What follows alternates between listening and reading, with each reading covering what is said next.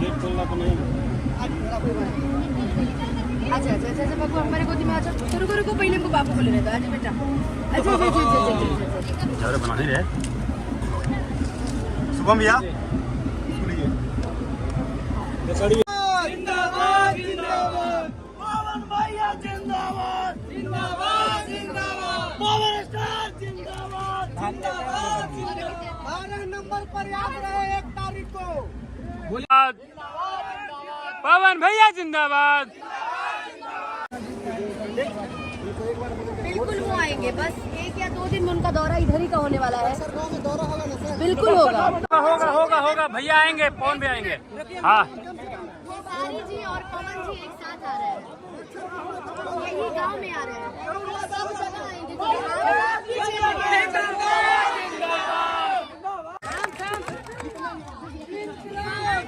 निर्दलीय चुनाव लड़ता नहीं पवन जी के पीछे कोनो पार्टी के सहयोग नहीं के कोनो बड़ नेता के चेहरा नहीं की केहू के चेहरा नहीं की पवन सिंह जी अकेले लड़ता नहीं उनका पास अगर कुछ बाटे तो रउआ सबके आशीर्वाद और हम जैसे कलाकारन के प्यार और आशीर्वाद बाटे तो हम चाहब कि राउर सबके साथ से राउर सबके क्षेत्र के विकास हो सकेला। हम चाहब कि राउर इतना सान नेता चुननी है एक बार अपन बेटा चुनी और काराकाट के सांसद बनाई आदरणीय पवन सिंह जी के। हम चाहब कि बार बोल दी पवन सिंह जिंदाबाद।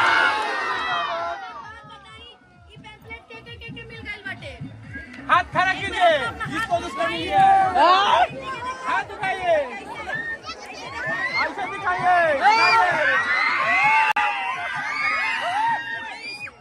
पवन भैया जिंदाबाद पवन सिंह जिंदाबाद कैची साहब जिंदाबाद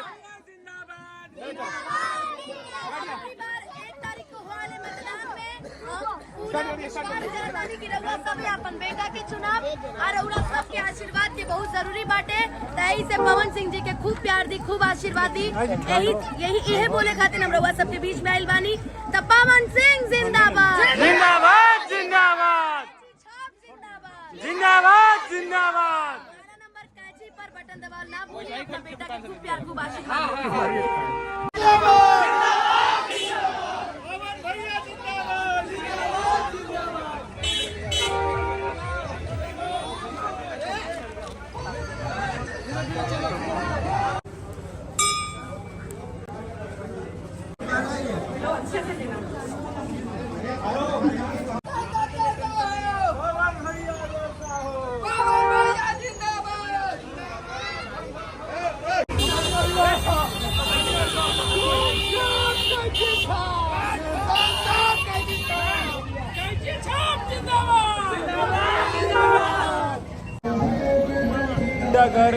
डगरे चुपचाप पवन भैया जिंदाबाद।